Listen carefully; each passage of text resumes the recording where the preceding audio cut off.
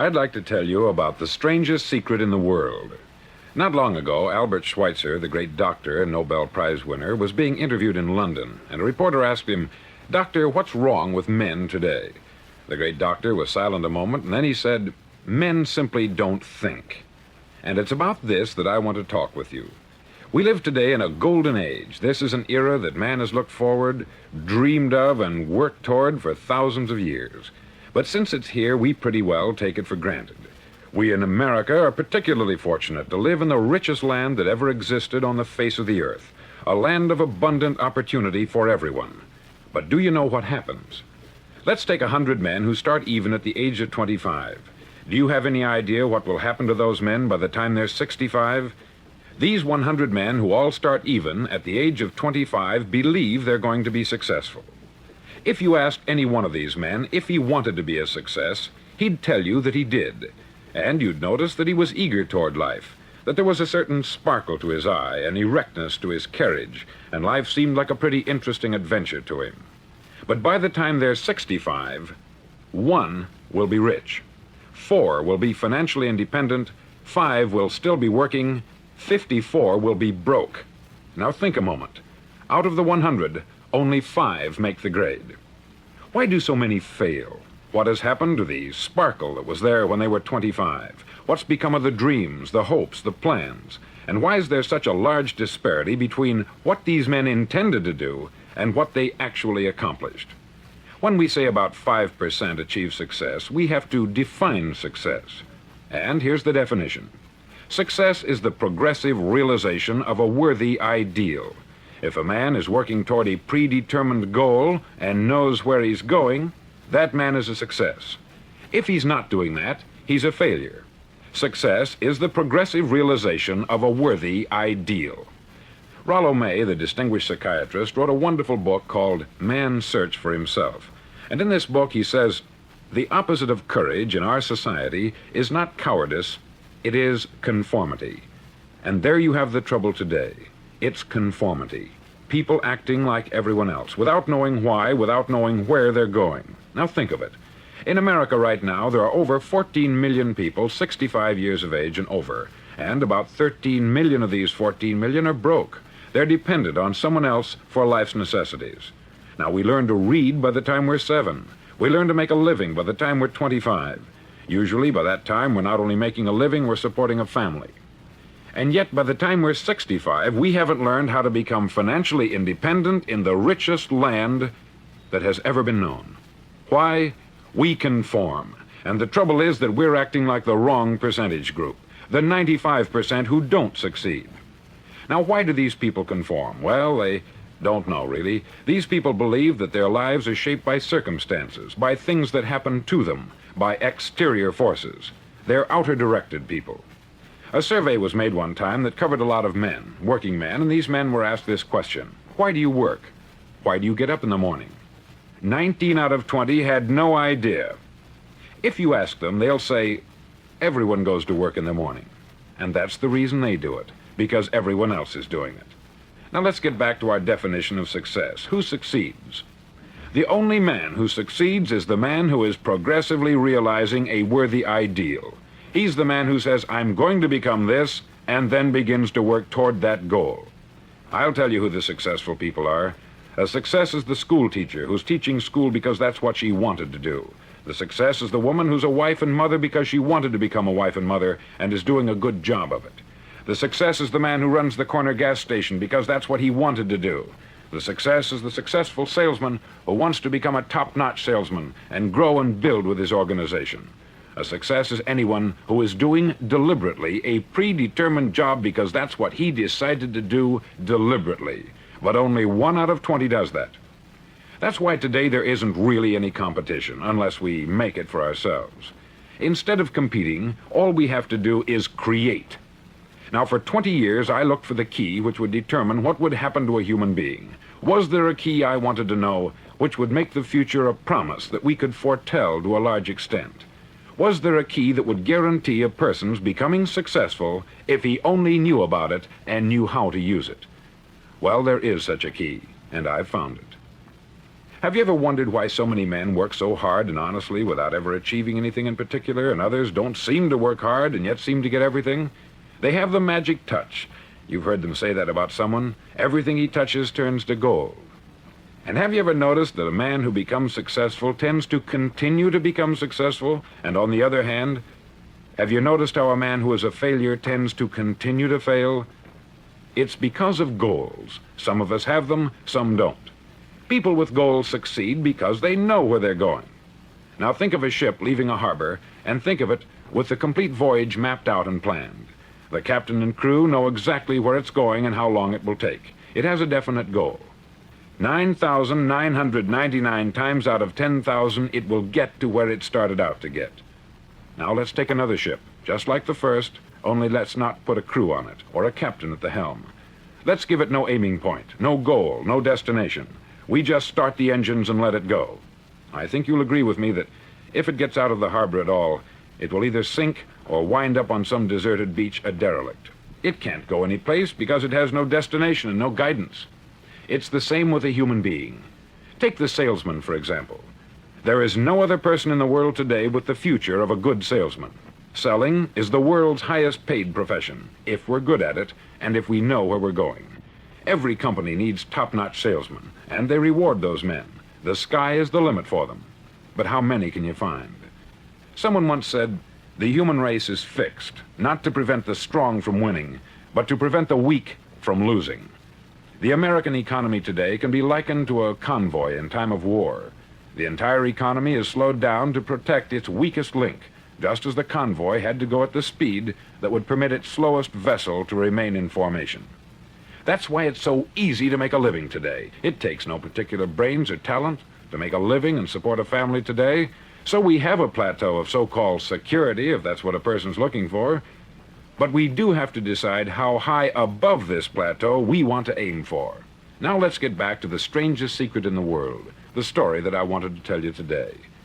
Why do men with goals succeed in life and men without them fail? Well, let me tell you something which, if you really understand it, will alter your life immediately. If you understand completely what I'm going to tell you from this moment on, your life will never be the same again.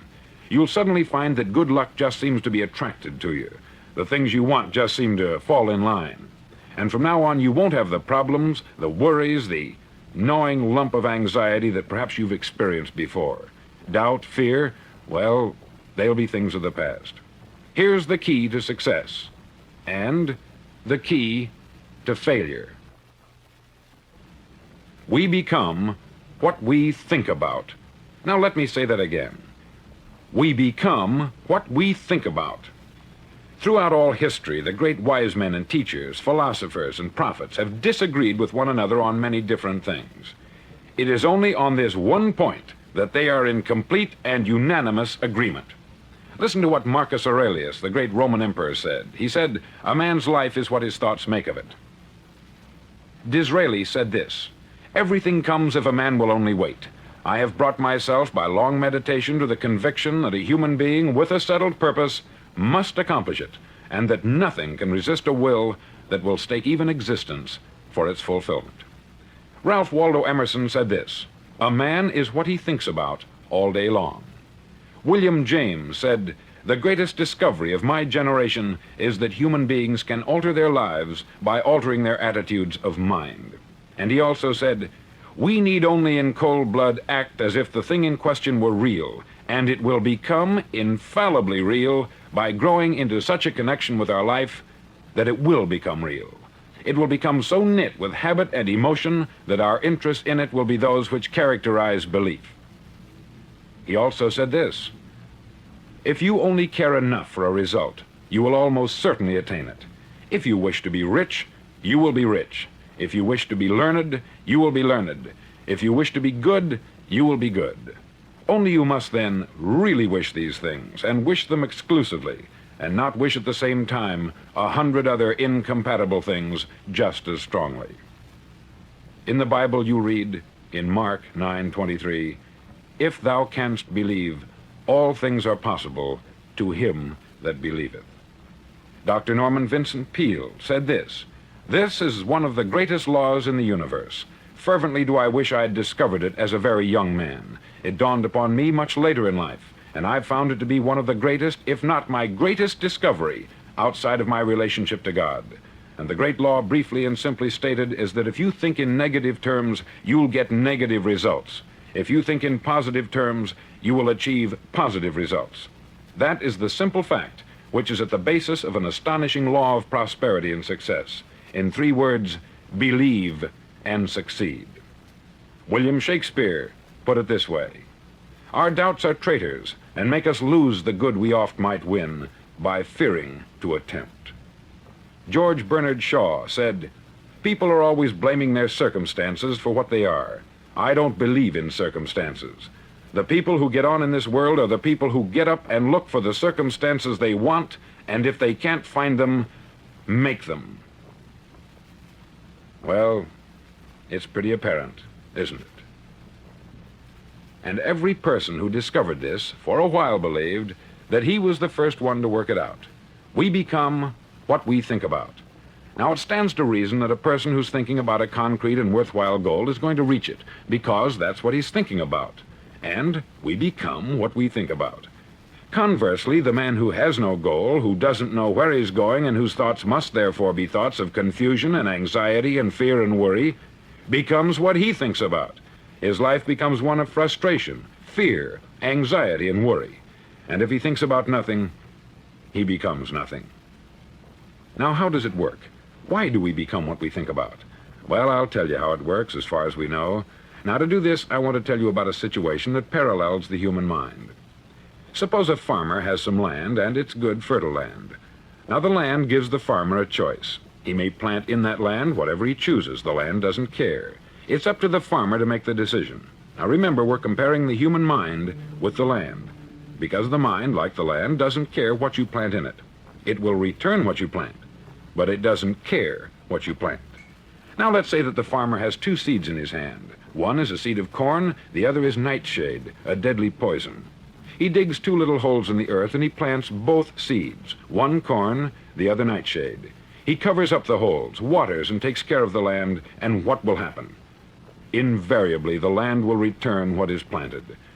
As it's written in the Bible, as ye sow, so shall ye reap. Remember, the land doesn't care. It will return poison in just as wonderful abundance as it will corn. So up come the 2 plants, one corn, one poison. Now, the human mind is far more fertile, far more incredible and mysterious than the land, but it works the same way. It doesn't care what we plant. Success, failure. A concrete, worthwhile goal, or confusion, misunderstanding, fear, anxiety, and so on. But what we plant, it will return to us.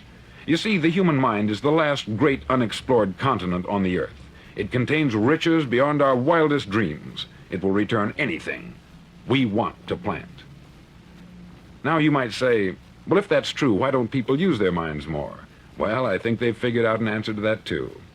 Our mind comes as standard equipment at birth. It's free, and things that are given to us for nothing, we place little value on.